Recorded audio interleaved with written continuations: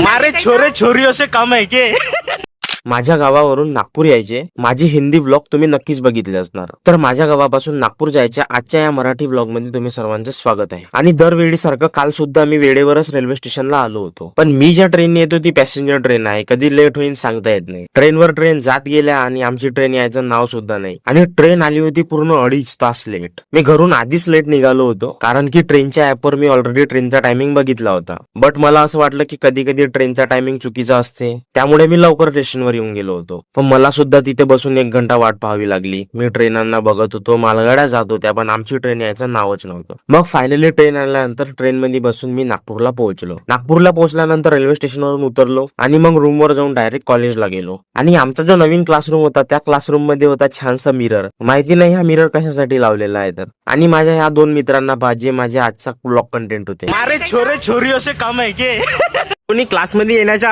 प्रयत्न केला होता अतोनात, पण त्यांना क्लासमध्ये येऊ न दिल्यामुळे ते नाराज आहे. काही म्हणायचं आहे तुम्हाला? आणि वंश भाऊ खेळत आहे इथे हिल क्लाइम्बिंग. त्यानंतर नूतन भाऊ सोबत गेलो मी चाय प्यायला. आजच्या ब्लॉग मध्ये एवढंच. हा मराठी ब्लॉग जर आवडला असेल तर ब्लॉगला नक्कीच लाईक करा आणि मला फॉलो करायला विसरू नका.